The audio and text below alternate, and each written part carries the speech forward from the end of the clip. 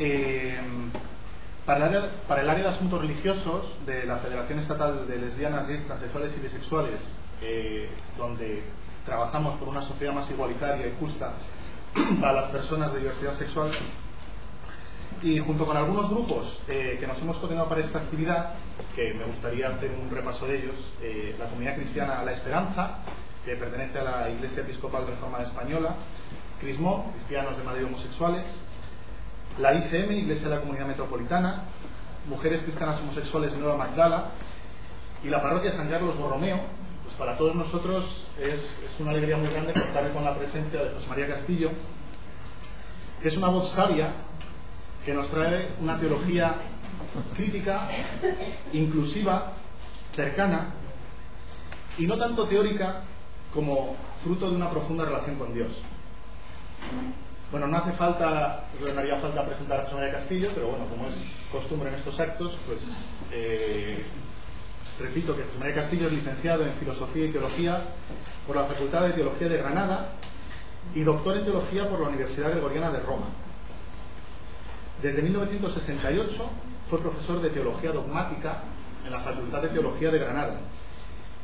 En 1980 fue apartado de la enseñanza ordinaria, quedando su labor docente relegada a cursos de licenciatura. En 1988 se le retiró el permiso para dar clase y fue destituido como profesor de la Facultad de la Cartuja, al mismo tiempo que otras personas como Juan Antonio Estrada y Benjamín Forcano, claretiano, director de la revista Misión Abierta. Ahora me acabo de enterar que fue la salida de Granada propició su ida su docencia en la UCA, en El Salvador, pues justo en esos años un poco tormentosos, ¿no? Cuando un año antes de que fueran asesinados los jesuitas en la UCA. Así que también esparciendo un poco su sabiduría en Centroamérica, ¿no? José María Castillo ha sido vicepresidente de la Asociación de Teólogos y Teólogas Juan 23 y posteriormente se ha dedicado a coordinar, organizar, impartir cursos, conferencias, congresos, seminarios, pues por toda España y por Latinoamérica también. José María Castillo fue investido doctor honoris causa por la Universidad de Granada en el año 2011. Es autor de más de 35 libros, muchos de los cuales pues, se han constituido como herramienta base para catequistas y animadores de comunidades en América. Pues esta charla aborda un tema que José María Castillo trató anteriormente en un curso de 3 días en Verona y que despertó un enorme interés, sobre todo desde el punto de vista del horizonte que este tema abre para comprender el hecho de lo religioso. Así que yo ya me callo y sin más, pues José María, muchas gracias por haber venido. Estás en tu casa, así que adelante. Ay, perdón, se me ha olvidado una cosa que efectivamente me habían dicho. Por favor, teléfonos móviles apagados, todo ese tipo de cosas. ¿Vale? Muchas gracias. Eso es lo que pasa.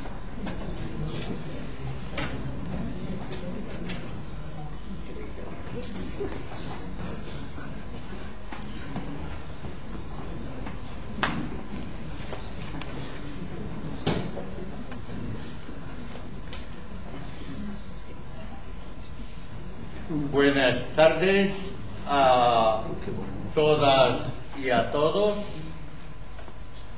Ante todo, como es lógico y me sale de las entrañas, quiero agradecer la invitación que se me ha hecho para estar esta tarde aquí con vosotras y con vosotros para hablar de un asunto que a mí me parece enteramente básico y que enseguida voy a explicar de qué se trata.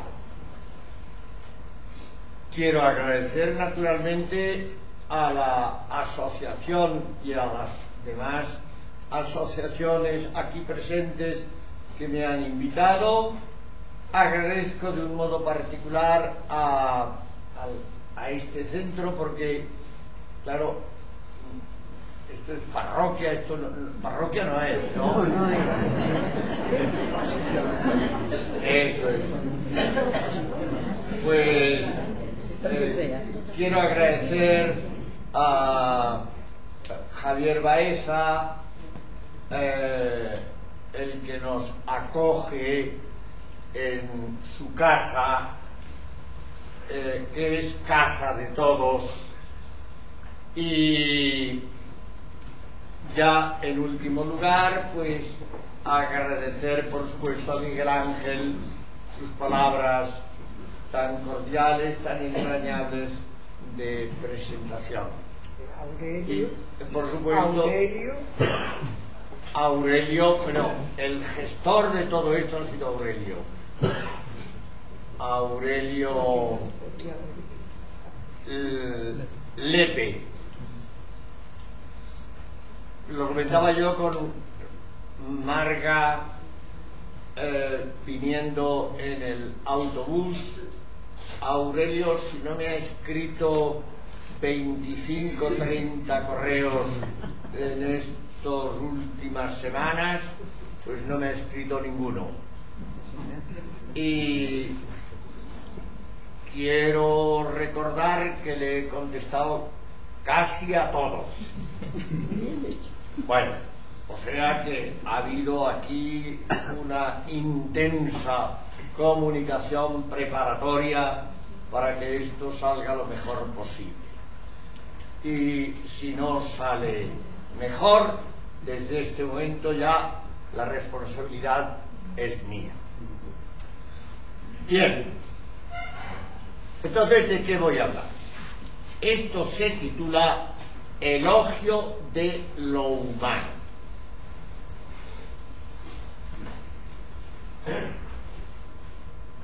Se ha hecho referencia a un curso de 3 días que tuve en un centro de formación y de reflexión que hay en las afueras de Verona. Y allí, para sorpresa mía, me di cuenta de que este tema interesa más de lo que imaginamos. Y yo dije, si esto interesa en Italia, ¿por qué no va a interesar en España? Y entonces, con esa idea, pues lo que he hecho ha sido resumir, condensar lo que allí expliqué en 3 días. Aquí voy a intentar resumirlo en 1 hora, ser posible en menos, con el objeto de que después nos quede un tiempo para poder dialogar si alguien quiere preguntar, añadir, quitar, poner, matizar, lo que sea. Bien, entonces vamos a hablar de el elogio de lo humano, y voy a dividir esta explicación mía en 4 partes. La primera, muy sencilla, es por qué hablamos de este asunto. La segunda, qué entendemos por lo humano. Vamos a hacer el elogio de qué estamos hablando. La tercera parte, al hablar de lo humano, hay que hablar de algo que va siempre unido a lo humano, que es lo inhumano. Y después explico por qué, cómo y las consecuencias que eso lleva consigo. Y todo esto nos prepara el terreno para desembocar en la parte más importante, que es la cuarta, en la que explicaré la clave para entender y vivir el Evangelio. Porque, ya lo digo desde ahora,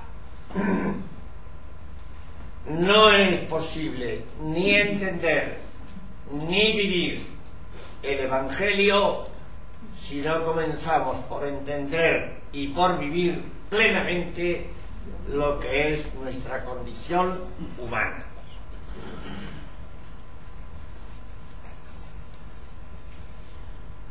Después, en su momento, explicaré por qué y cómo hay que entender eso y las consecuencias que se siguen. Bien, vamos entonces a la primera pregunta. ¿Por qué hablamos de este asunto? Es decir, ¿por qué vemos necesario hacer el elogio de lo humano? En otras palabras, ¿a qué viene elogiar lo que es lo más nuestro y lo que es por eso tan apreciado por todos nosotros? Es como si yo viniera aquí a elogiar los zapatos. Pues mire usted, vaya, usted los zapatos, ¿viene usted a vender zapatos o qué pretende? Pues más nuestro que los zapatos es nuestra condición de seres humanos. Pero es necesario hablar de este asunto porque hay un hecho. Quiero decir, no es una teoría, no es una enseñanza de... no, un hecho. Lo humano, químicamente puro, no existe.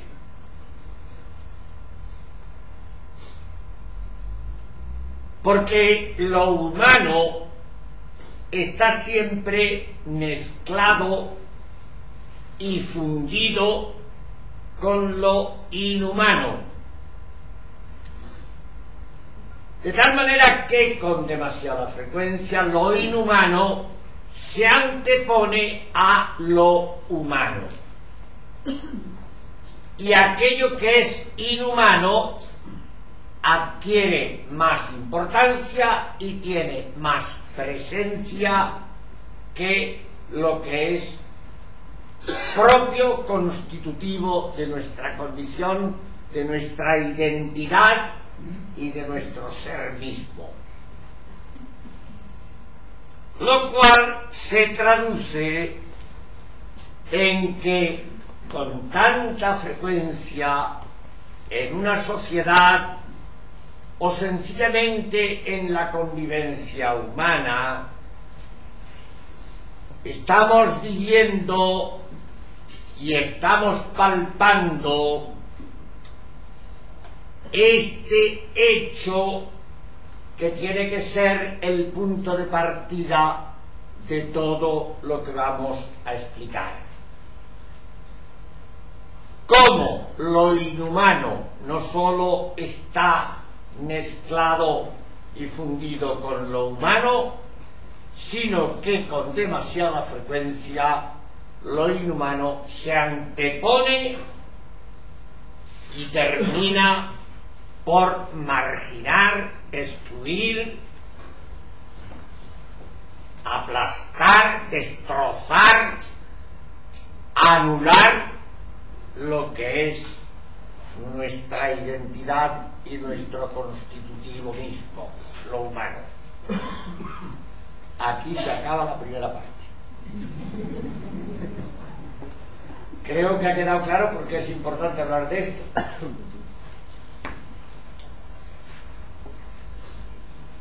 Entonces viene segunda cuestión. ¿Qué queremos decir cuando hablamos de lo humano?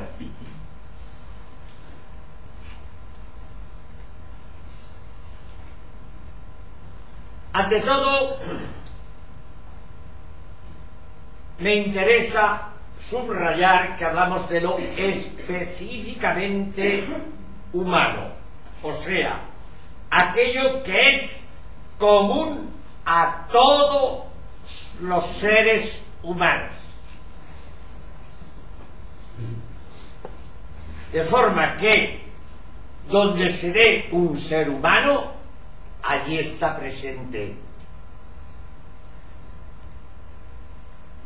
eso que llamamos lo humano. Por tanto, atención, hablamos,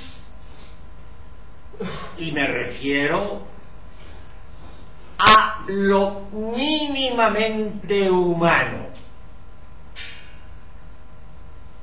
Claro, tiene que ser lo mínimo, porque si se da en todos,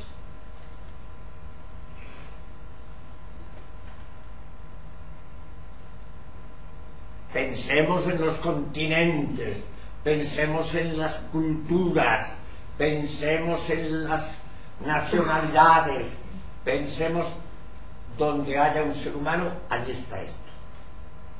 Entonces tiene que ser muy poco. Muy poco, muy poco. Pero eso que es tan poco es también tan importante, no solamente importante, sino esencial, constitutivo, indispensable.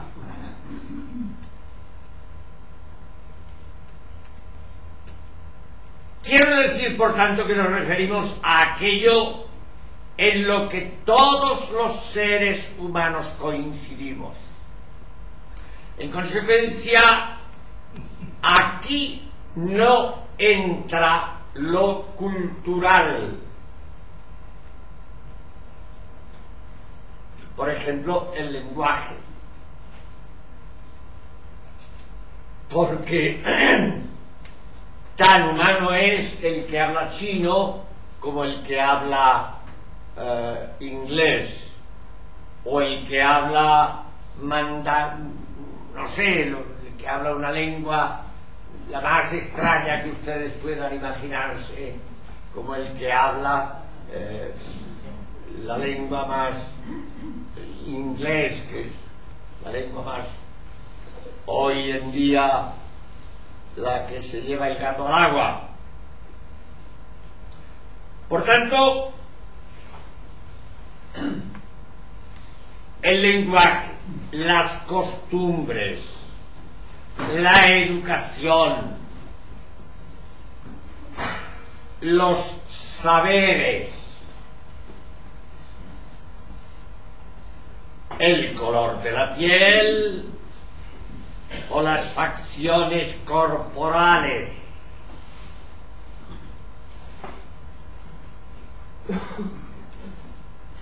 determinados y no pocos valores éticos,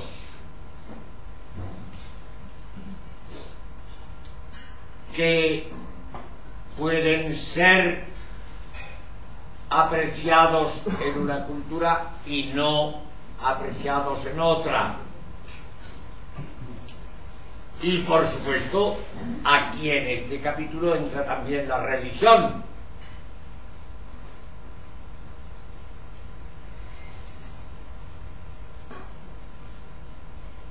¿La religión es parte de lo humano?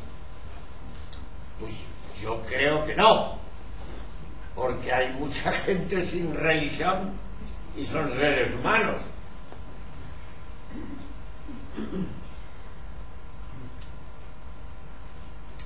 Entonces, lo mínimamente humano, lo que es común a todos los seres humanos y solo es común a los humanos,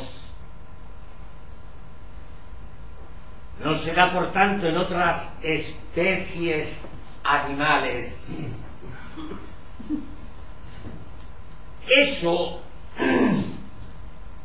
a mi manera de ver, vamos a empezar por lo más elemental, indispensable. Se puede resumir en dos componentes.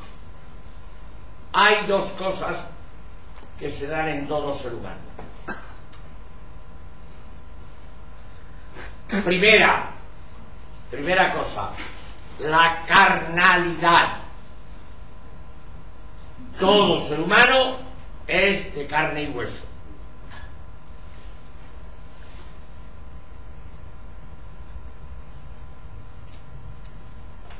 Y en segundo lugar, otro componente es la alteridad.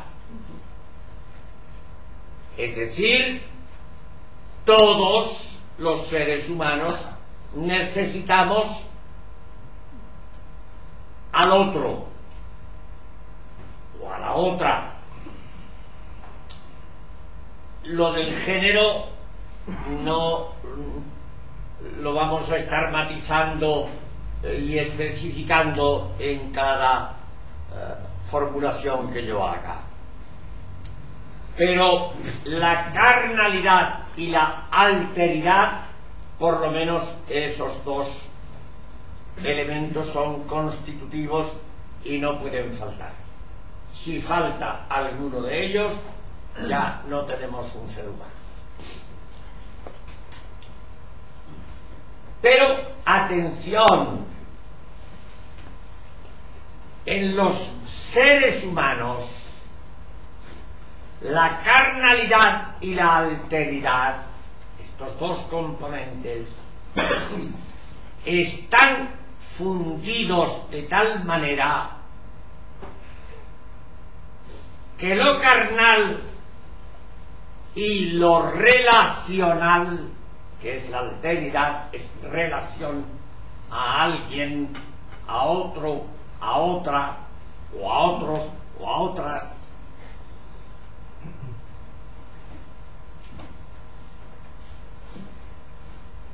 están fundidos la carnalidad y la alteridad. Están vinculados, asociados inseparablemente el uno al otro.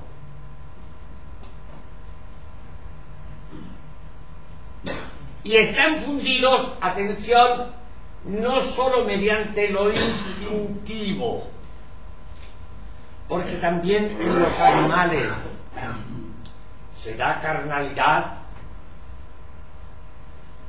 y se da alteridad.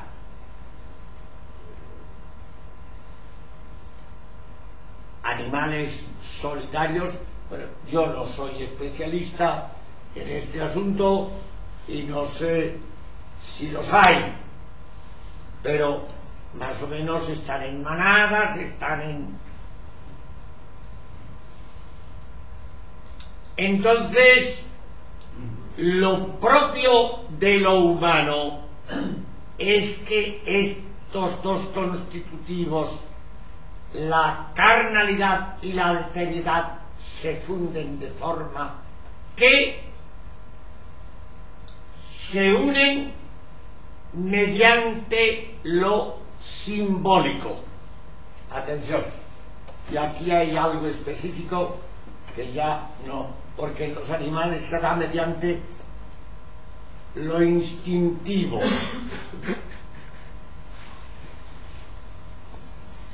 Es el mero instinto.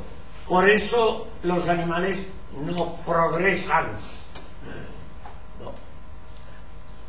Sin embargo, en el ser humano sí hay, en lo humano sí hay progreso, hay cambio. No es meramente un instinto, sino que hay otra cosa que vamos a llamarla, creo que es acertado llamarlo así, lo simbólico, que es lo que hace que, por ejemplo, la comida,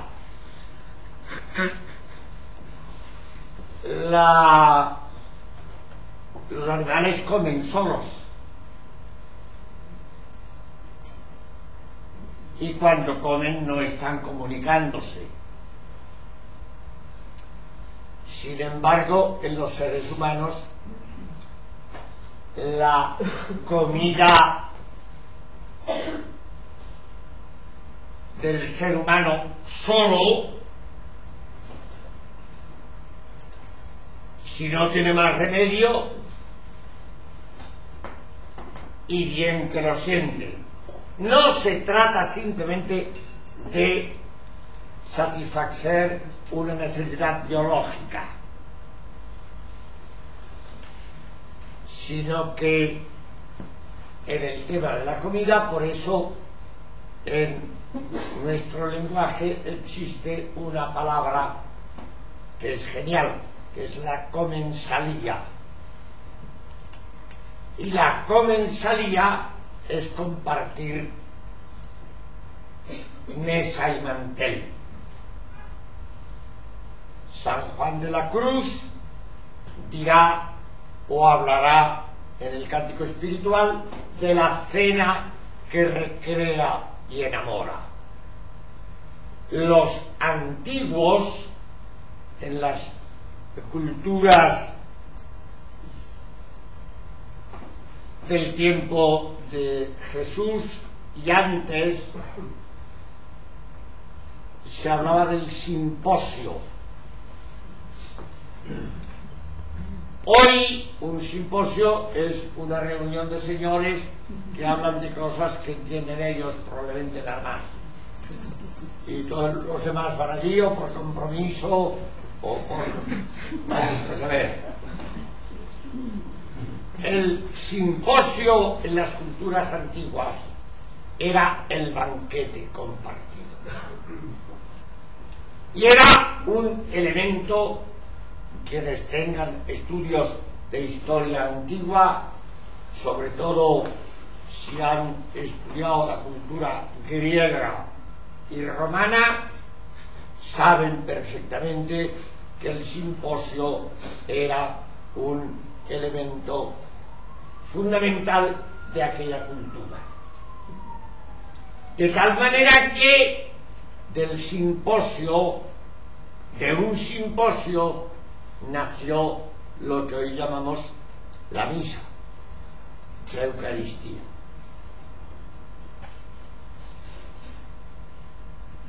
Y fijaros que Jesús, al que le preocupó, lo diré después y lo explicaré si hay tiempo, le preocupó tanto el tema de la alimentación, de la comida, nunca le dio un bocadillo a un mendigo, ni una limosna para que se comprara lo que fuera. No. En los evangelios se habla constantemente de comidas, pero Jesús comiendo con otros.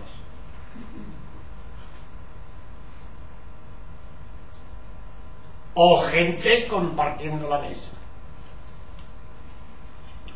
con toda una temática enorme. Se ha publicado recientemente, hace un par de años, se ha traducido al castellano un libro muy importante que ha publicado un americano, un estudio muy importante de las 400 y pico, 500 páginas, enorme, una documentación exhaustiva sobre el simposio.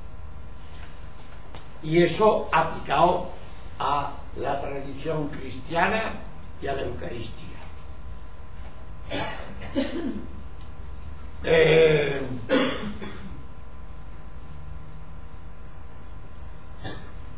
lo dicho, hasta aquí se sigue que las tres grandes preocupaciones de los seres humanos, todos, excepto casos que pueden ser anormales, enteramente patológicos, son, primero, la salud. Primera gran preocupación que tiene todo el mundo, la salud.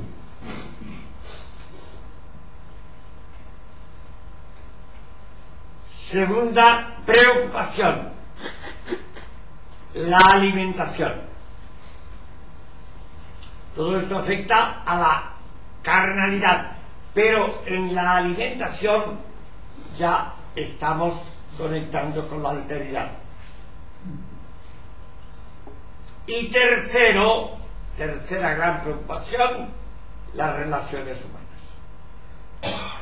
y ahí entra todo el mundo de mis derechos, de la estima que tienen los demás de mí, el buen nombre, el prestigio o el desprestigio, la amistad, el cariño, etcétera, etcétera. Salud, alimentación, relaciones humanas.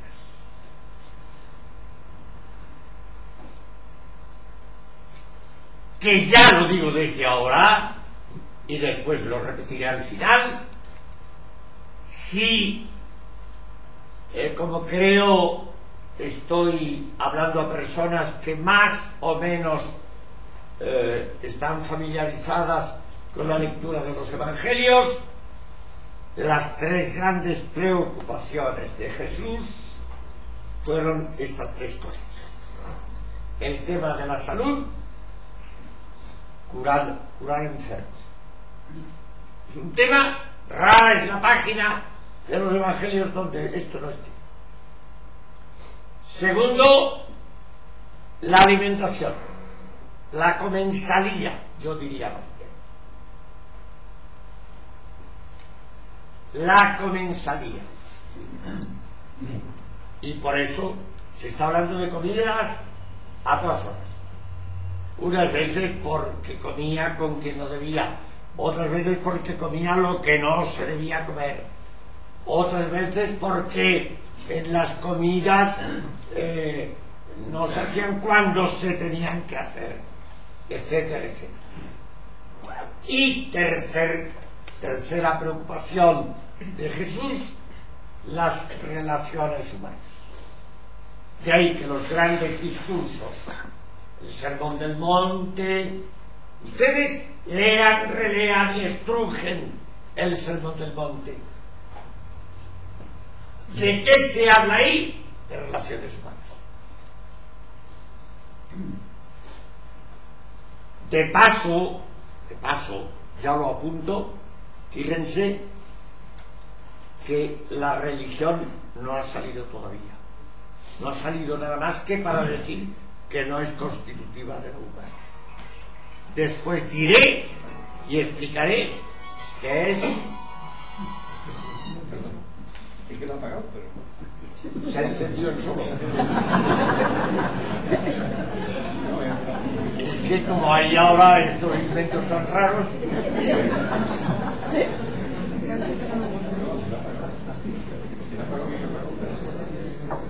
Nada. Esto nos ha servido para hacer un pequeño descanso, nos reímos, se distienden los músculos de la cara, bueno, y ahora seguimos. Tercera parte. Ahora viene la tercera. Lo inhumano. Se entiende por inhumano lo que nos deshumaniza y por tanto nos rompe, nos daña, nos impide ser nosotros mismos. Concretamente, lo que daña nuestra salud es inhumano. Lo que daña nuestra alimentación, la nutrición necesaria para vivir, o lo que daña nuestra comensalía. Imagínense una familia donde a la hora de comer cada uno fuera a una habitación. Diríamos, están locos de remate. ¿Por qué? Pues porque el compartir mesa y mantel, esto, y cuanto más se retrocede en la historia, esto era más, en tiempo de Jesús mojaban todos en el mismo plato, que eso ha durado lo he visto yo en mi pueblo. Las migas por la mañana se hacían en una gran sartén, en la lumbre, en el fuego, y luego comía todo el mundo cucharada y paso atrás.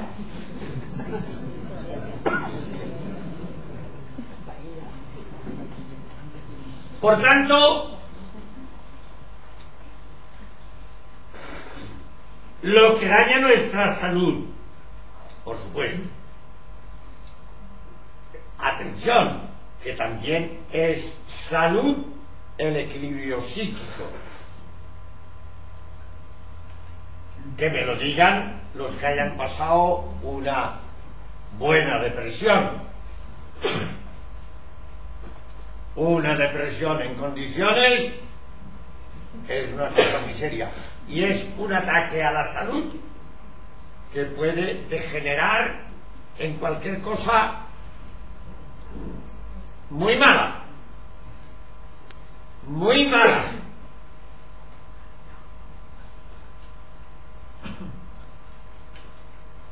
Por tanto, lo que daña nuestra salud, lo que daña nuestra comensalía,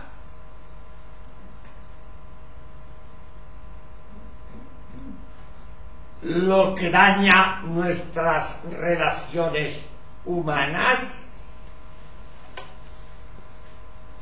por el motivo que sea.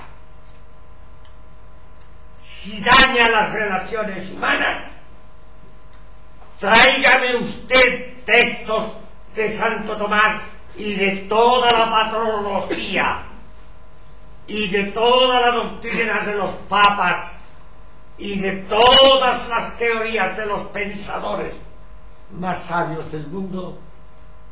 Si daña las relaciones humanas, eso no es humano, es inhumano.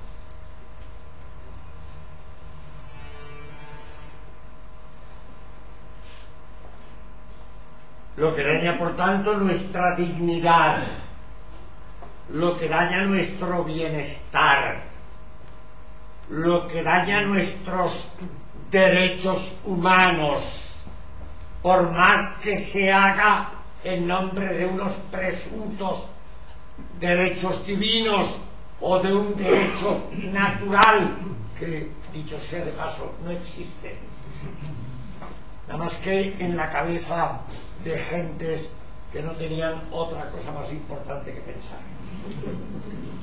Y como a mí me decía, quienes me han oído, ya me lo han oído muchas veces, me decía un buen amigo que yo tenía en Córdoba y ya murió: convénzase usted que no hay cosa más peligrosa que un tío bien alimentado y puesto a pensar.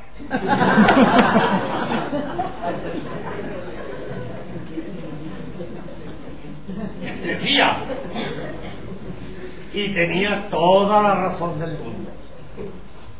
Un tío con la barriga llena y con tiempo para pensar, eso es peor que un sarampión, decían las gentes de mi pueblo cuando yo era un niño, porque el sarampión entonces era una cosa muy mala.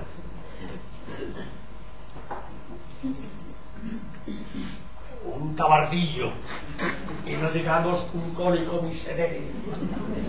Como ven, utilizo lenguaje de otros tiempos, de mis tiempos, claro, si tengo más años que...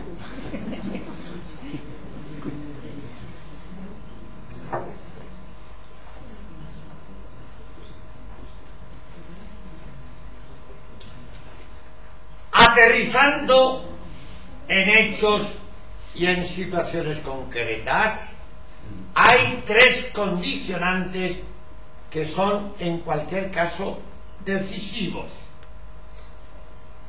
Atención a esto que voy a decir. Primer condicionante de lo inhumano es el deseo.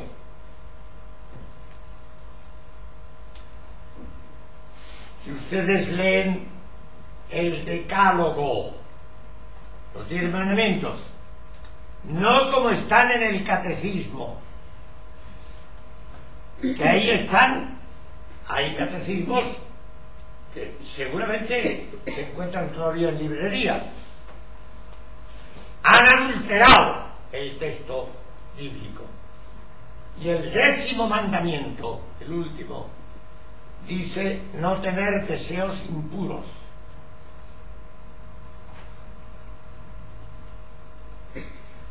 Esa obsesión de puritanismo que existe en determinados ambientes, de cuyo nombre no quiero acordarme.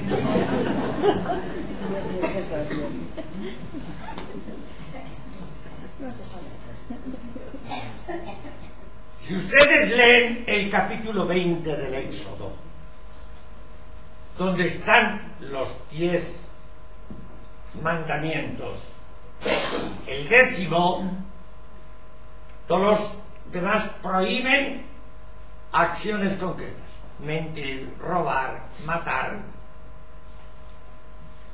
El último no prohíbe ninguna acción, prohíbe un deseo. Y prohíbe el deseo porque el legislador de ese texto se dio cuenta de lo peligroso que es el deseo. ¿El deseo de qué?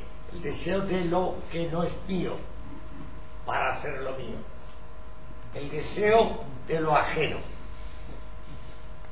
Y por eso ese texto, si ustedes lo leen, no desearás la casa de tu prójimo,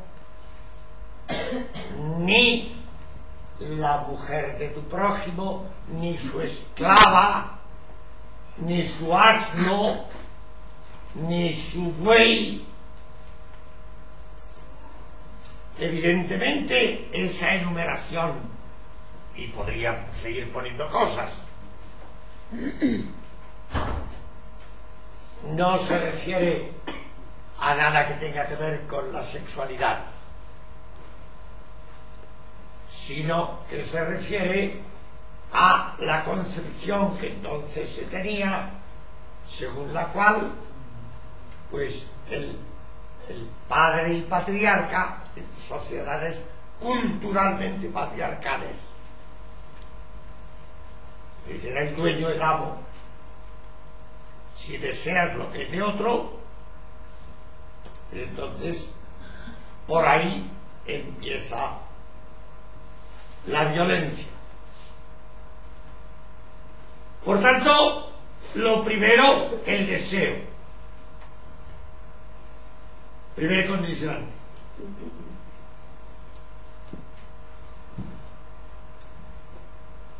Condicionante de lo inhumano.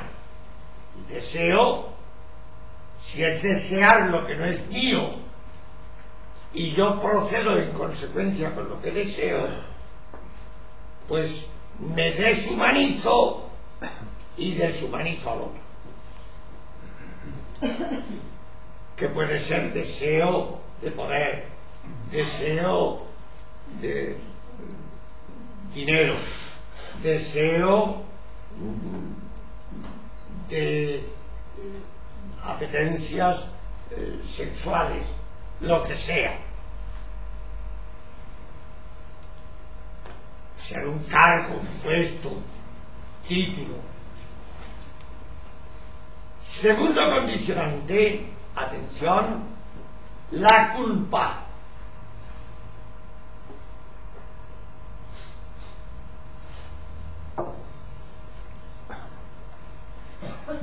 La culpa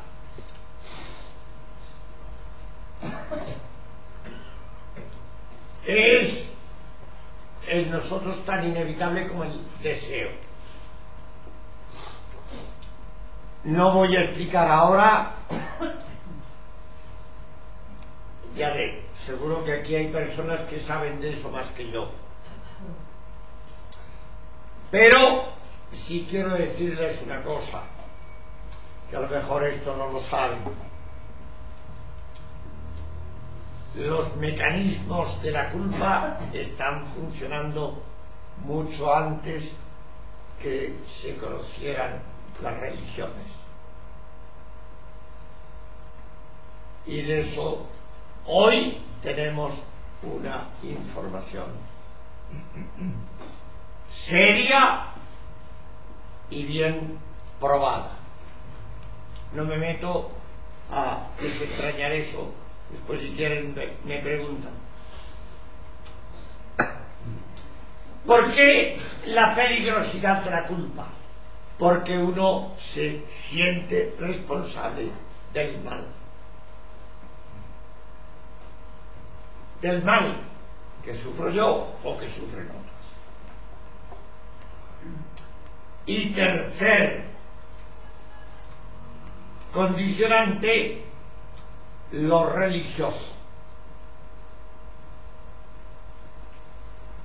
Cuando, entendiendo por religioso, fíjense que no he dicho Dios, porque sepan una cosa que es muy importante y que esto mucha gente ni se lo imagina. En la historia de las religiones, Dios es un componente bastante tardío.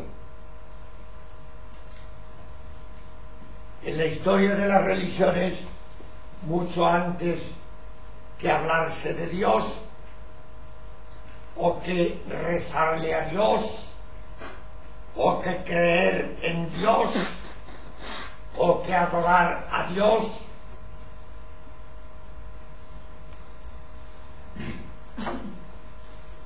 estaban los rituales, concretamente los rituales relacionados con el sacrificio.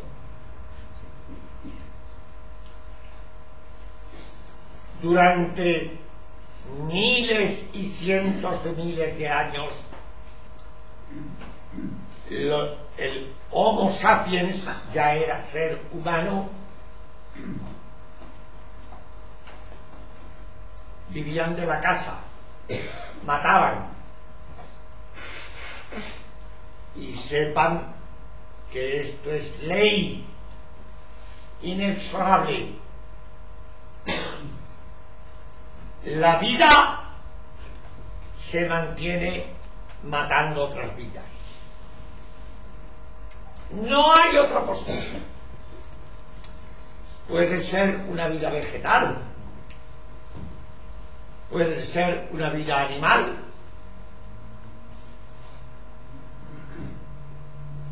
pueden ser peces, que son también animales, pueden ser seres humanos, los antropófagos. Entonces,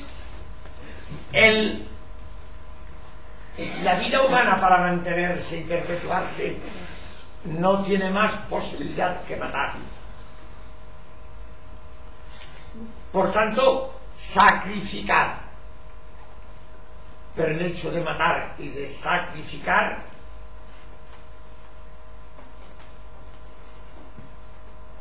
en aquellas culturas de hace, pues, qué sé yo, 50.000, 70.000 años, producían sentimientos de culpa. Y de esto hay elementos que se han encontrado que son indicadores de que esto funcionaba así. Y entonces de ahí empezaron los rituales sacrificiales.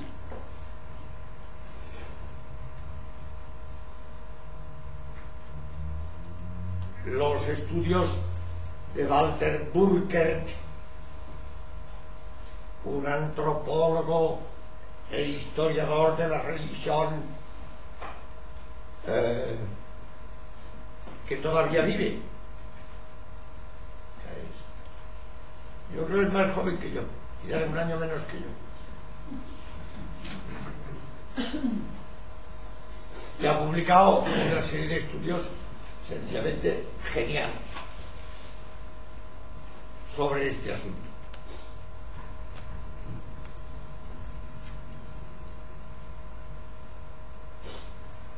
Lo primero que aparece en la religión son los rituales, asociados al sacrificio y a la culpa. Y siglos más tarde, probablemente no es posible datar esto con seguridad, quizá unos 10.000 años antes de Cristo,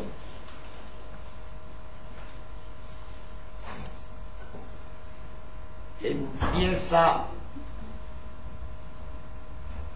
a hablarse de dioses o de Dios.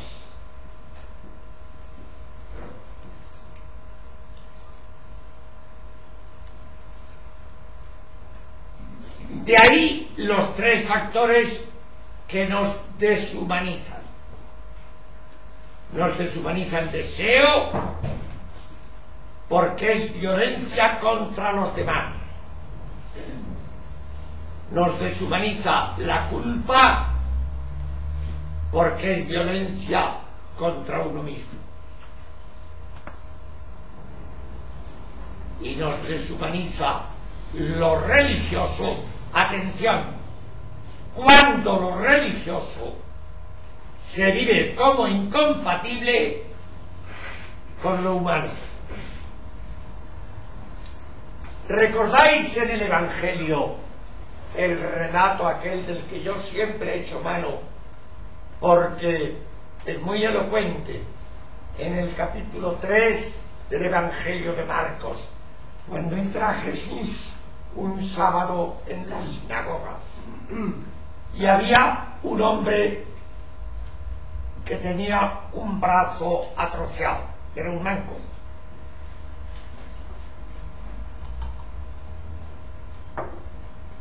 Y dice el relato que estaban al acecho. ¿Quiénes estaban? Los fariseos, los observantes,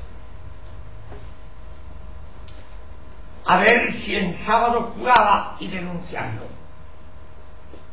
Jesús se da cuenta de que allí estaba el manco y es verdad que Jesús pudo hacer aquello de otra manera.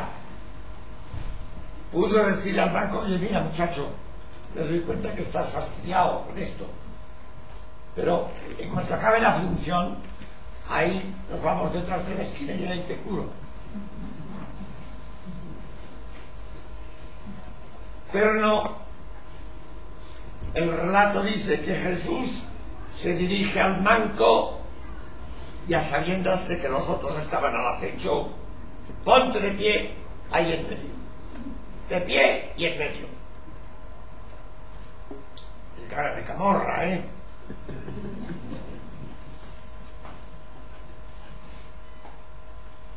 Entonces hizo una pregunta: ¿qué se puede hacer en sábado? Era preguntar: ¿qué permite la religión? ¿Hacer el bien o hacer el mal? ¿Dar vida o matar? Nadie quería matar allá al manco, pero Jesús va hasta el fondo y plantea la cuestión radical. Aquí, ¿qué es lo primero? El someterse a lo religioso, o el dar vida ahora mismo y aquí mismo a este individuo, a este ser humano.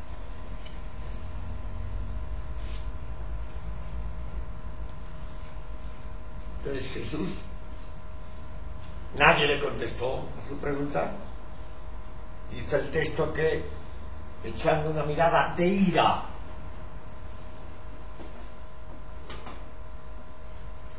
Le resultaba insoportable aquello. Le dijo al otro: extiende el brazo. Miren, de paso les digo que yo estoy convencido de que los evangelios no son un libro de religión. Es una recopilación de relatos que nos indican cómo hay que situarse en la vida,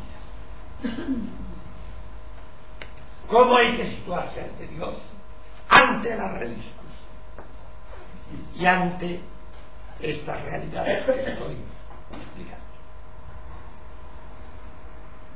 ante el deseo, ante la culpa y ante los rituales, las observancias.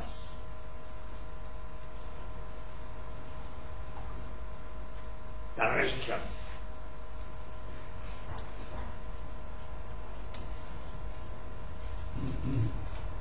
Estos tres factores, el deseo, la culpa, lo religioso, son los tres grandes motores de la deshumanización. Deshumanizan la política.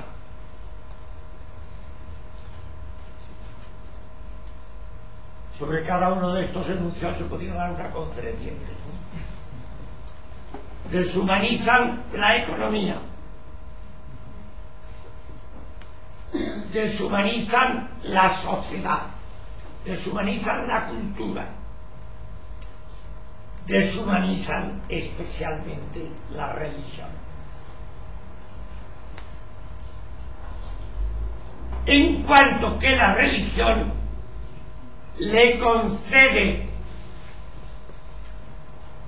un valor especial a determinadas cosas, el valor de lo absoluto, por tanto lo indiscutible, lo intocable, lo invariable, lo que no se puede cambiar en modo alguno.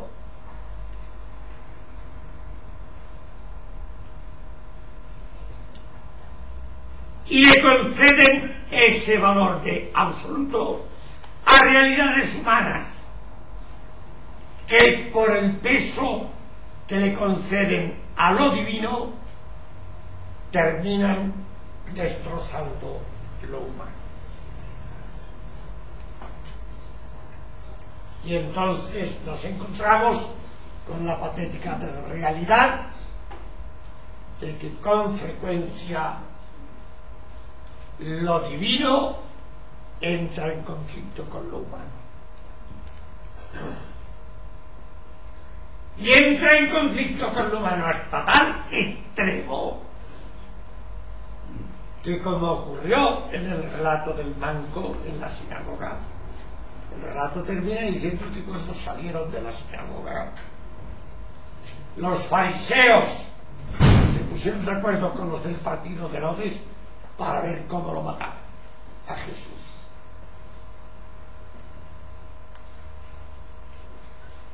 Y en realidad, ¿qué son los evangelios? Son una recopilación de relatos de un gran conflicto. El conflicto entre Jesús y la religión. Hasta que al final la religión termina por matar a Jesús.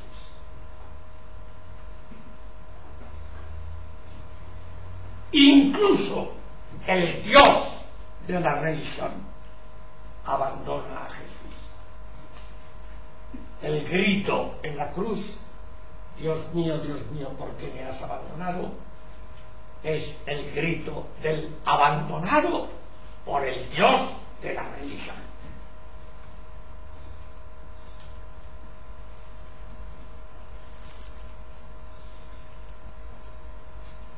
Aquí se acaba la tercera parte. ¿Por dónde vamos de tiempo? Ay, madre, ya me he pasado. Bueno, les prometo, por lo que ustedes quieran, por la salud de mis hijas, que es lo que dicen siempre allí por Andalucía, incluso gente como yo que no tiene hijas.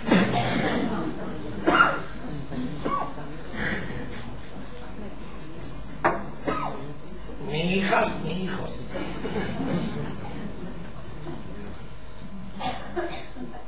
Vamos a ver. La clave para entender y vivir el Evangelio. Esto voy a leer lo que tengo escrito aquí y punto. Y luego preguntas. Lo que llamamos el Evangelio es la buena noticia, que se recoge en una recopilación de relatos que son los evangelios. Hubo evangelios apócrifos, es decir, que la Iglesia, la comunidad cristiana, no nos aceptó nunca, aunque algunos de ellos, como el de Tomás, tienen un gran valor histórico. Pero se admitieron 4, como saben. Bien. La cuestión básica está en comprender, como ya he dicho antes y repito otra vez, los evangelios no son libros de religión, sino que son un conjunto de relatos que presentan un proyecto de vida.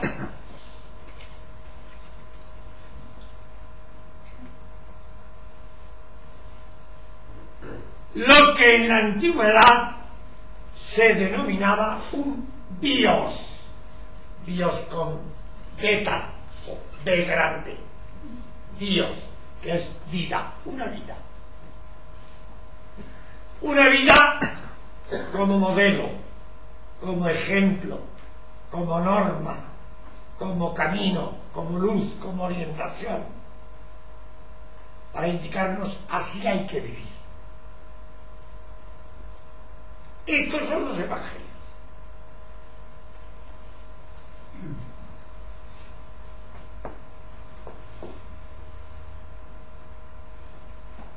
Es decir, nos presentan una serie de convicciones.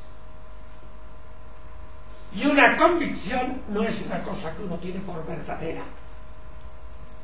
Es un principio de vida, de vivir, que se traduce en realidades concretas, en hábitos, en costumbres,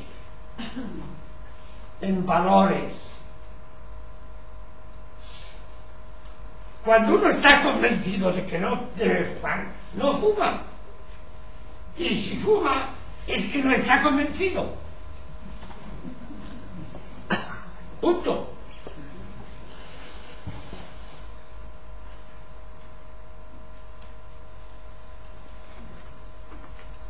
Y como eso podríamos seguir.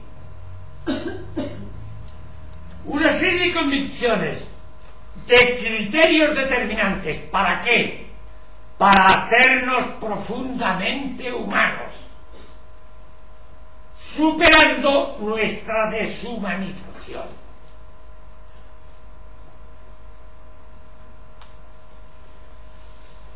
¿En qué se traduce esto en concreto? Se traduce en una palabra a la que yo doy una importancia y creo que la tiene en sí, prescindiendo de cuál sea mi criterio, es la bondad. Fijaros que no digo el bien, porque el bien ya lo explicó muy bien Nietzsche por su genialidad en la génesis de la moral. El bien. ¿Quién determina lo que está bien y lo que está mal? El que tiene poder para determinarlo.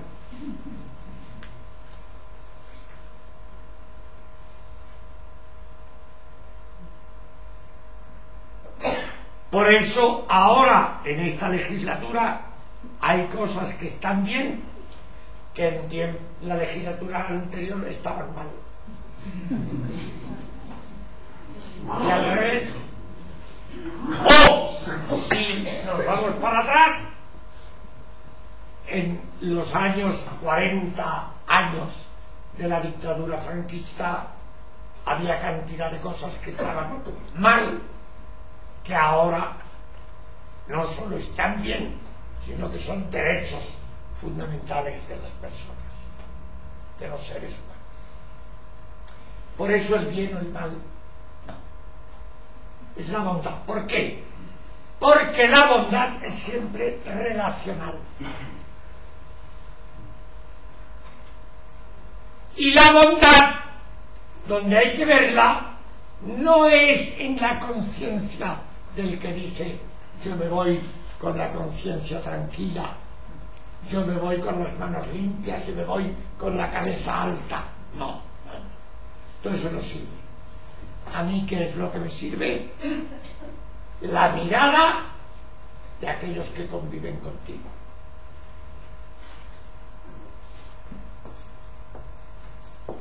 ¿Cómo te miran? ¿Qué dice esa mirada? Cuando hay bondad, esa bondad se refleja en la mirada de aquellos que conviven conmigo. Y cuando yo me comporto, por lo que sea, de tal manera que el otro tiene que bajar la cara, o pone unos ojos, o mira con indiferencia, o tiene que irse a otro sitio,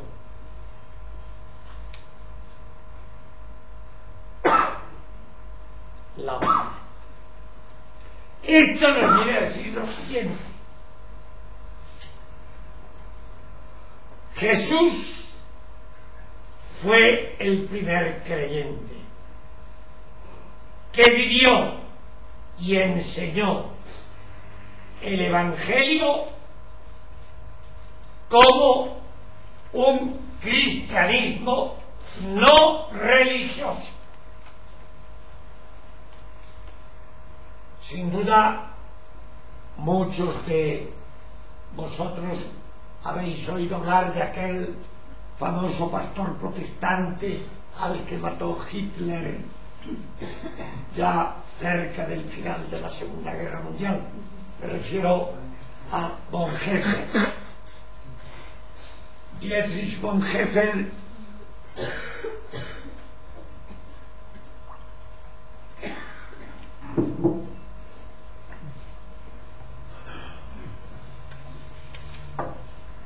en sus cartas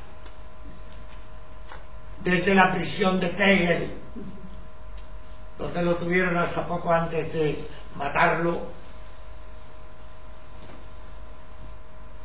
repetía: vamos inevitablemente al final de la religión.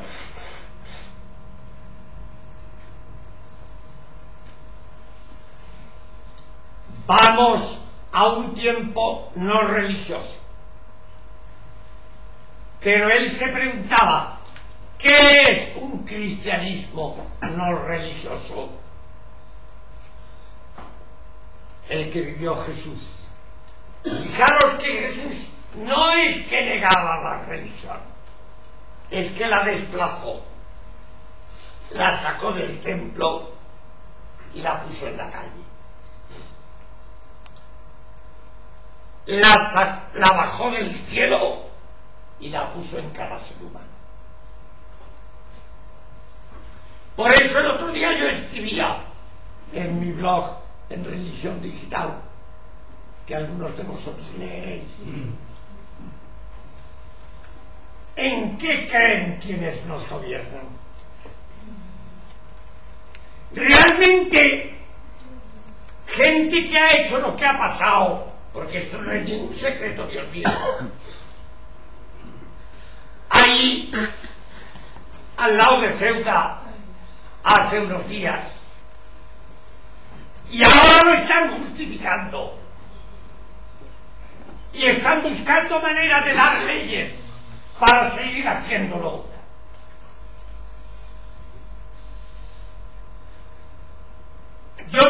pregunto en qué creen esas personas.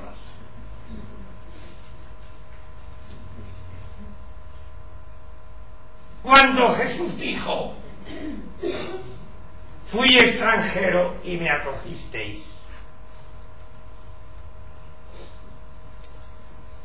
quienes están intentando privatizar la sanidad para convertirla en negocio,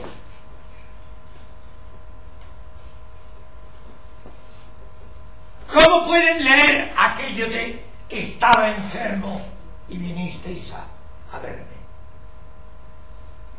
O la constante preocupación de Jesús por los enfermos.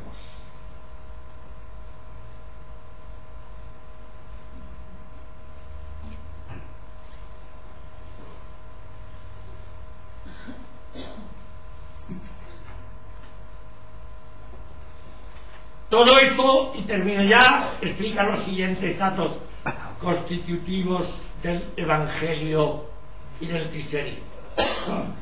Primero, el llamado misterio de la encarnación es la humanización de Dios. Hasta Dios, según nuestros dogmas y nuestras creencias, se tuvo que humanizar. Para salvar lo humano, Dios se hizo humano.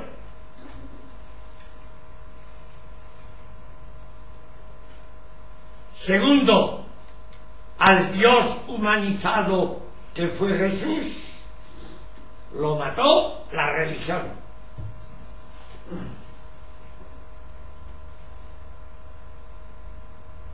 En el relato de la pasión, según San Juan, hay un texto estremecedor. Cuando Pilatos se resistía a aprobar el decreto de muerte en cruz, los sumos sacerdotes dicen una sentencia tremenda, lapidaria: nosotros tenemos una ley y según esa ley tiene que morir. Juan 19:7.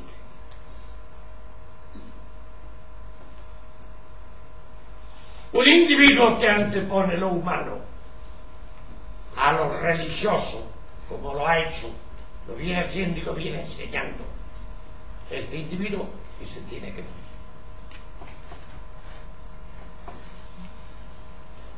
Tercero, la religión mató a Jesús porque no se sometió a las exigencias religiosas que nos deshumanizan.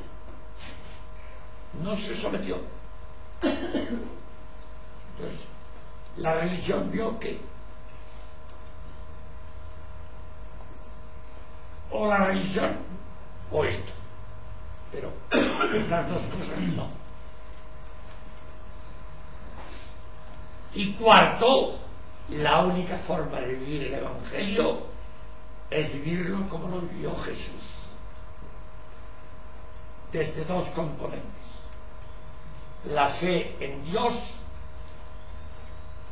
los que les ayude a llamarle Dios, los que les ayude, como hacía Jesús, llamarle Padre, los que les ayude a llamarlo con otro nombre, a mí me da igual.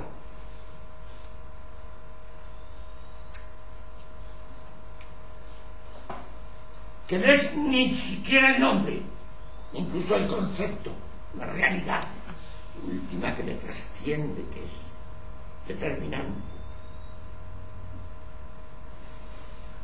Y a partir de eso, la oración. Jesús oraba mucho.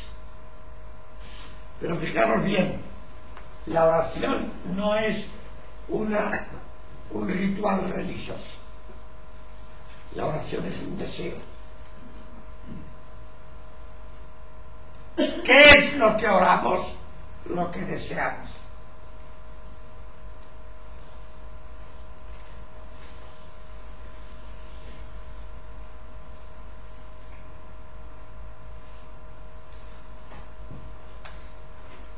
ya que sólo mediante esa fe, la realidad última, que llamemos como le llaman, y el deseo, la oración, deseo orientado hacia el bien de los demás.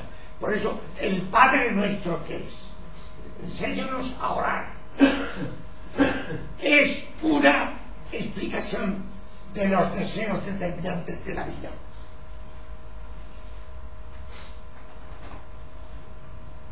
Eso es el Padre Nuestro. Esto es lo que hace posible la bondad. Y esto es lo que nos humaniza y lo que humaniza. Muchas gracias.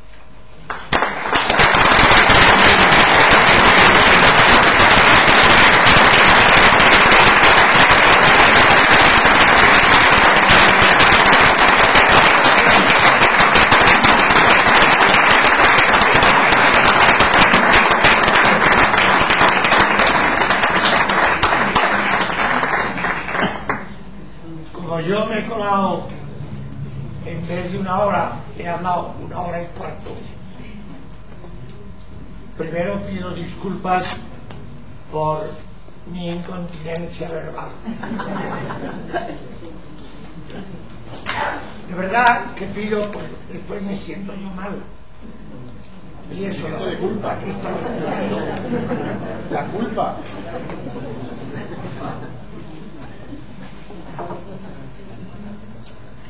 Me siento culpable. Bueno, entonces ahora vamos a aprovechar los minutos que tenemos. Si alguien quiere preguntar, si alguien quiere... Lo que yo rogaría es que las intervenciones sean lo más breves posibles. Y yo prometo también ser lo más breve posible. Tienen la palabra. Vamos a ver. Miguel Ángel. No, yo me voy a poner aquí solamente porque controlar la situación la controlas tú, pero yo me pongo aquí pues por si acaso, pues para ver gente que nos tú estás explicando, por si alguien levanta la mano. Venga. Te pones de pie, te oímos mejor. No todos tenemos el micrófono incorporado que tiene No, pero la garganta la he forzado. A ver. Usted hablaba de que para vivir el Evangelio, o sea, lo que estaba comentando es fe en Dios y oración. ¿Y dónde queda la acción? ¿Dónde queda entonces la parte misionera del Evangelio? ¿No? La parte que nos saca justamente a vivir esas 3 realidades que usted hablaba de humanidad. Tomás, eso ya lo he explicado en tu anterior. De lo que se trata es de hacernos más humanos. Para eso, lo que he indicado es ya he explicado que Jesús, las 3 grandes preocupaciones. Las 3 grandes preocupaciones tienen que ser la preocupación por la salud, la preocupación por la comensalidad, la preocupación por las relaciones humanas. Ahí entran los derechos humanos, todo eso. Y para eso, lo que nos va a ayudar es el recurso de Dios y la oración. Entonces, un momento, perdón, estaba Juan antes. No sé si no lo he entendido o me parece que entra en contradicción cuando ha dicho que el deseo deshumaniza y al final nos dice que la oración, al fin y al cabo, es un deseo humano. Interpreto que cuando el deseo es positivo, entonces es humano, y si no es positivo, ¿cómo valoro que ese deseo no es positivo? Sí. Buena pregunta, porque aclara una cuestión que es importante y que yo he debido de explicar, pero no se trata de suprimir el deseo. Deseo lo vamos a tener siempre. De lo que se trata es de que dominemos el deseo, en el sentido de que cuando el deseo sea deshumanizante para el otro o para mí, poder controlarlo. Y cuando el deseo sea, más bien, el deseo de que se haga lo que el Padre quiere, el deseo de la felicidad, el deseo del gozo y el disfrute de la vida, el deseo del bienestar, el deseo de la paz, el deseo, etcétera, etcétera. Entonces, por supuesto. Juan. Sí, entonces yo pensaba con lo que ha dicho de lo humano y de lo inhumano, ¿se puede decir entonces que el pecado, lo entendamos como queramos, no es humano? El pecado, bueno, esta pregunta es, vamos a ver, el pecado, mire, si me permite me voy a poner de pie, porque estoy ya cansado de estar sentado. Piensan que el pecado no es humano, no pertenece a lo humano. En el sentido Bueno. que usted está hablando. El pecado es hacerle daño a alguien. El pecado no es una ofensa a Dios.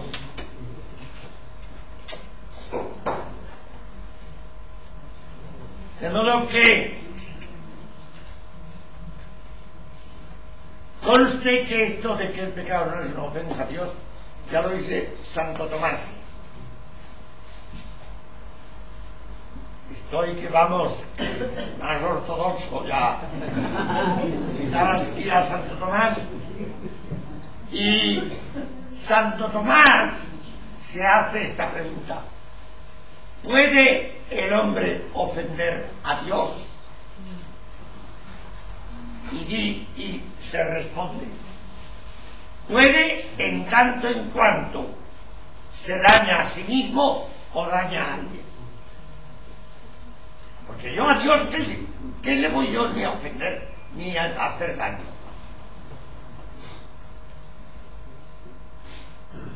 No es posible. ¿Por qué no es posible? Eso ya sería cuestión de explicarlo más largamente o más detenidamente.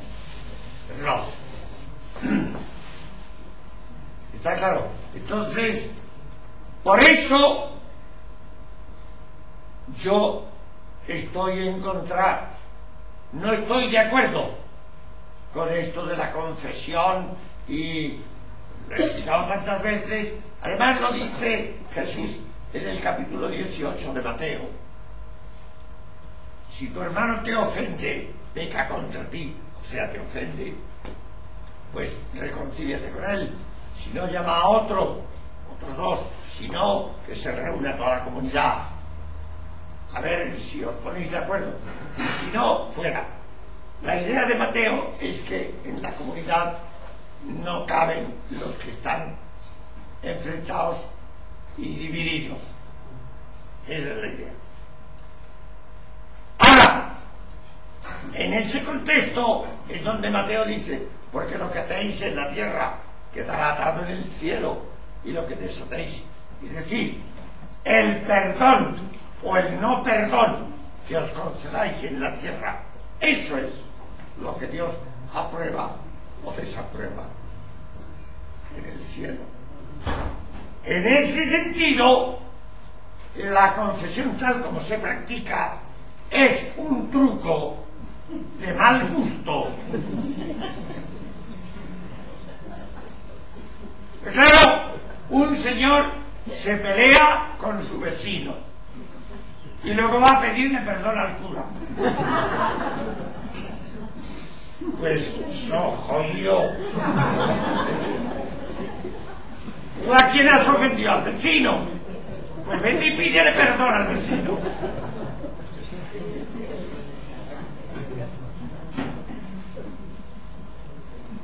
Si a mí me viene un individuo, ya no, porque ya no, como me he retirado del oficio, pues Pero si a mí me viene uno y dice usted que me he peleado con mi mujer, ¿y a mí qué me cuenta usted? Pues vaya y se reconcilia con su mujer. Ya está. Pero no necesito un mente más. Es más, es que como no se reconcilia con su mujer, ya puedo yo estar aquí toda la tarde dándole que no le sirven para nada. Ese ha sido un intento del clero como poder, porque claro, lo de la penitencia y la confesión es un instrumento de poder tremendo. Porque toca donde nadie más puede tocar, que es en la intimidad de la conciencia. Claro, eso es terrible. ¿Me explico? Entonces, el clero no está dispuesto a ceder ese poder. Y por eso Pablo VI, después del concilio, que concedió aquello de las penitencias comunitarias, enseguida vinieron los obispos y dijeron sí, cuando nosotros demos permiso. Por lo cual, estamos igual. Lo que pasa es que hay curas que le echan a esto coraje y celebran unas penitencias comunitarias. Es que bueno, yo acercarme allí y decir, mire usted, pues reconozco que soy un ser contradictorio, débil, pecador. Y soy el que no lo reconozca, es que es tonto de remate, no es que no.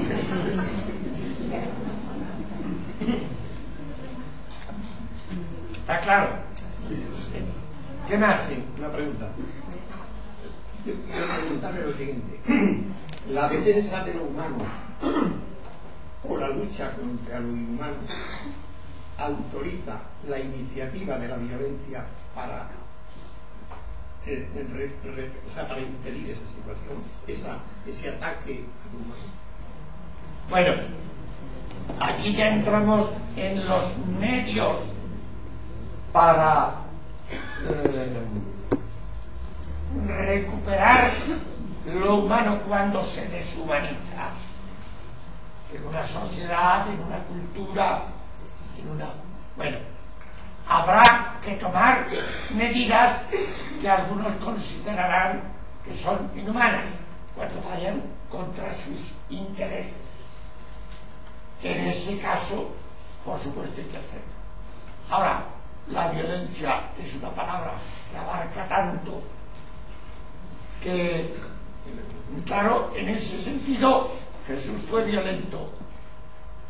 Jesús fue violento porque quebrantó las normas, hizo cosas que no escandalizó a la gente. Pero mi duda es sobre no ese tipo de violencia, sino sobre la violencia de matar al ser humano. Bueno, la violencia de matar, aquí ya entraríamos en un terreno que es muy discutible. Naturalmente que en defensa propia, si uno me viene a matar, yo, eso está claro. En defensa de un tercero que es un indefenso, un inocente, el débil, un niño, un anciano, un enfermo, pues entonces, si es que no hay más remedio. Pero bueno, hay, sobre esto se ha escrito tanto, que está la violencia no activa, que es los pacifistas del estilo de lo que fue Gandhi, de lo que fue Lanza del Basto, de lo que han sido tantos y tantos, y que realmente a la larga yo creo que es más eficaz, porque la violencia es una espiral que genera violencia, y entonces a la larga y en conjunto es peor. Puede ser que en un caso límite no haya más remedio, pero si no, es peor. Bueno, ya os escribí y empecéis a ir. Aquí hay una serie de libros que son el tercer tomo de la teología popular, que es una forma de teología muy sencilla que yo escribí allá por los años 70. Imaginaros, tenía yo pelo todavía, en unos papeluchos a ciclostil que corrían por ahí, por las parroquias, los pueblos, fueron por América, yo qué sé, bueno. Y ahora he rehecho eso, lo he actualizado y lo he editado en 3 tomitos como este. Este es el tercero, que es el mejor de los 3. Los 3 son buenísimos. Pero reconozco que el primero y el segundo son solamente poner al día lo de entonces. Esto sí es completamente. Y esto os puedo asegurar que además se lee muy sencillo, porque como decía mi abuela, el que poco sabe pronto no reza. Y yo, como no, aunque todos son mi fama de música celestial, yo sé poco, pero lo poco que sé lo he puesto aquí. Entonces, como está clarito, sencillo y al alcance de cualquiera, pero hay cosas que dan que pensar. Y luego, pues, bueno, es un precio muy asequible. Creo que son 8,50, me parece. 8,50 euros.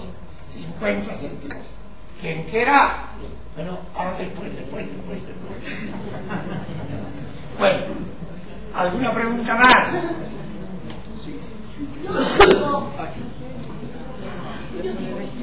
Después de tener que todo después a lo de la violencia, lo de la humanización y todo esto, ¿es fácil ser cristiano? No. ¿Lo crees? No es fácil porque vivimos en un tipo de sociedad que es enormemente inhumana. Pero yo me refiero para mí. Para mí es fácil hacerlo. Ya sé lo que hay por ahí, que me va a contar usted mi suerte aquí. Para mí es porque yo tengo una amiga que es muy anarquista. Está de hostia a toda esta gente, ¿no? Y yo le digo, es que ser cristiano es más fácil porque, como dice el Evangelio, si me calas un perdón y ya está. ¿Y tú qué? Si haces algo que va contra tu ideología, pues ya no eres anarquista. Dice, yo le pedí perdón a la persona que ofendió. Me dejó planchando. Pues, ¿y es atea? ¿Y es atea la mujer? Digo, ¿y tú cuando ofendes a alguien qué haces? Pues pedirle perdón a quien ofendió. Y por eso sigo siendo anarquista. Entonces yo digo, ¿es fácil con una persona cuando te lo crees? Mirad, te digo a ti y os digo a todos. Yo tengo ya bastantes años. Bueno, más de 80. Más de 80, pero unos pocos más. Bueno, y simplemente digo esto. Mi experiencia personal es que a medida que van pasando los años, todo esto se me va simplificando.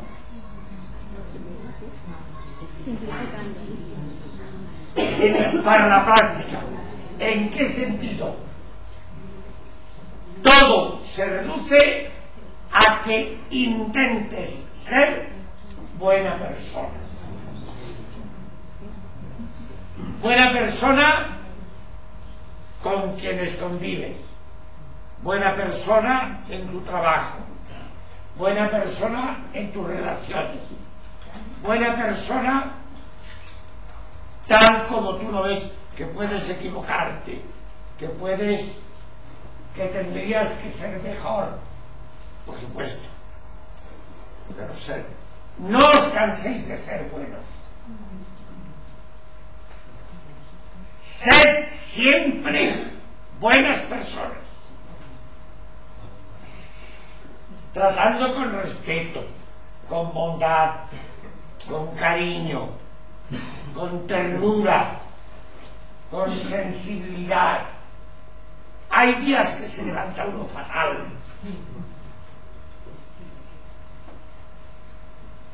Y bueno, no, pero yo creo, tengo la impresión de que por ahí va la cosa. Que te ayuda, hay gente que le ayuda a ir a misa, rezar, hacer otros, cada cual lo que le ayuda. Todo esto es tanto cuanto me ayuda. ¿Para qué? Tenerlo esto muy claro. Para la bondad con todos.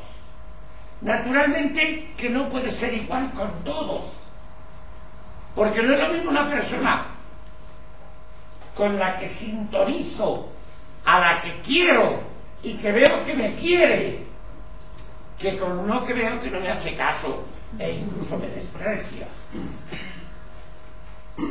No puede ser. Pero uno hace lo que está a su alcance. Yo creo que esto es. Entonces es fácil.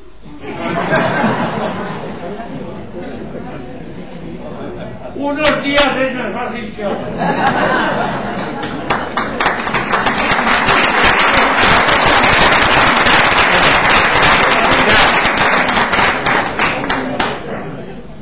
Bueno, había una última pregunta.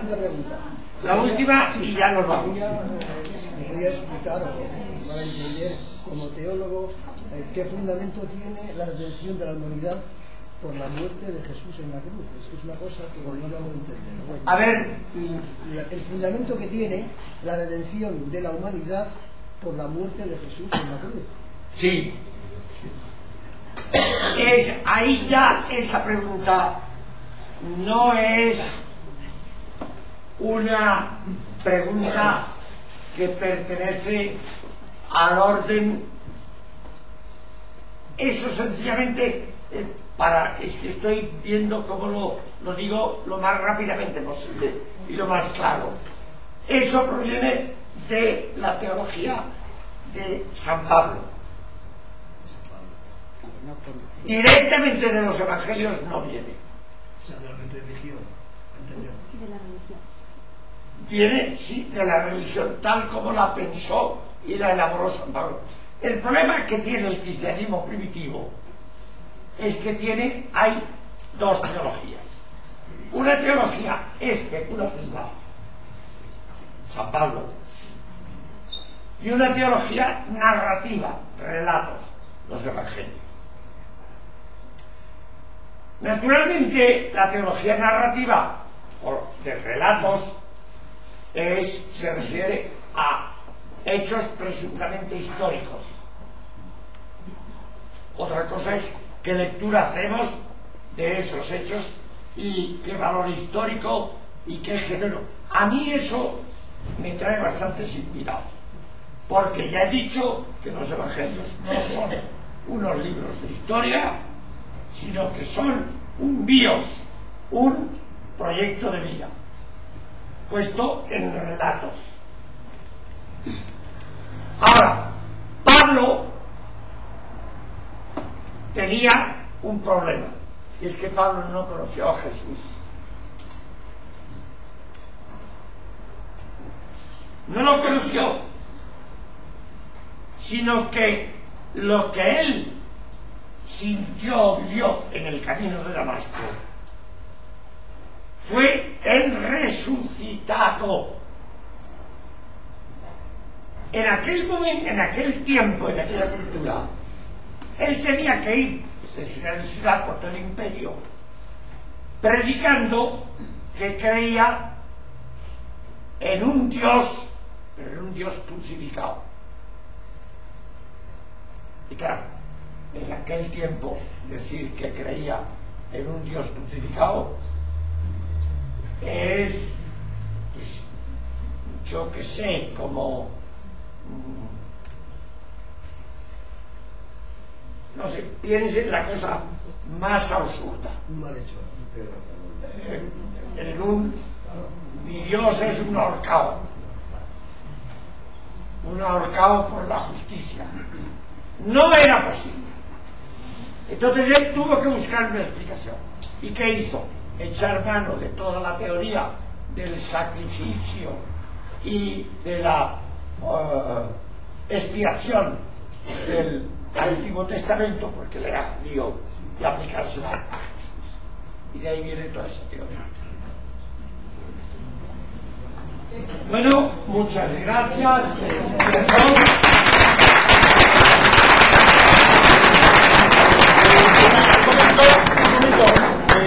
Antes de que nos movamos todos, un momento, nada, pues